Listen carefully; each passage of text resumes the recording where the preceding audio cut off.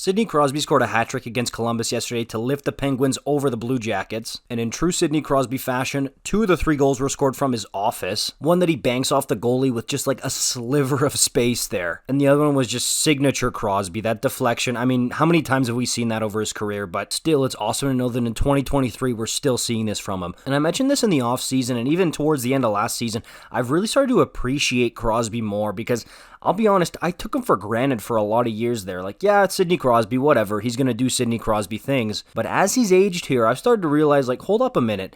We might not have super long left with Sidney Crosby in the league. And I know that McDavid, Matthews, Bedard get a bunch of the headlines, but Sidney Crosby's still him. Like, he pretty quietly has 19 points in 14 games, 10 goals already. That's double the goals that Nazem Kadri and Jonathan Huberdeau have combined. Sorry, that was a random stray bullet, but I had to fire it. I'd love nothing more than to see a vintage 100-plus point, 40-goal season for Sidney Crosby. I mean, he hasn't scored 100 points since 2018-19. He hasn't gotten over 100 points since 2013-14, 10 years ago. And to be honest with you, the Penguins are probably going to need a vintage Sidney Crosby season if they want to make the playoffs and even make some noise in there. And I don't mean vintage like when he was scoring goals from his pants and jumping around like a gymnast, but doing this type of stuff that he did last night against Columbus.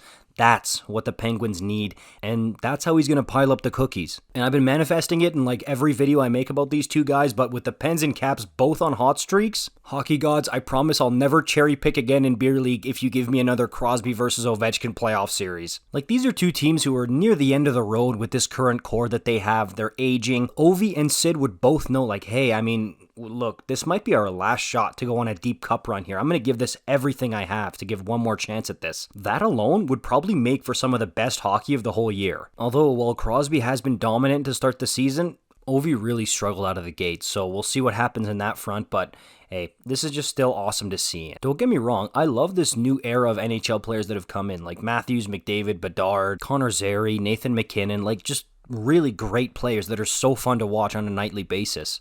Okay, I'm going to clarify it because so many people are going to be like, what, you put Connor Zary in that category? I'm not serious about that. It's tongue-in-cheek, okay? Put down the keyboard. But I'm a sucker for nostalgia, so I love seeing guys like Crosby and Ovechkin, who were basically my childhood, still out there doing what they're doing, and good for Sid, man. I want him to go on a great run this year, and again, bring us back to the 2010s here, Sid, with that type of season you're having, and I feel like he will. Let me know your thoughts on this in the comments down below. As usual, like and subscribe if you're new. I'll see you in the next one. Peace out.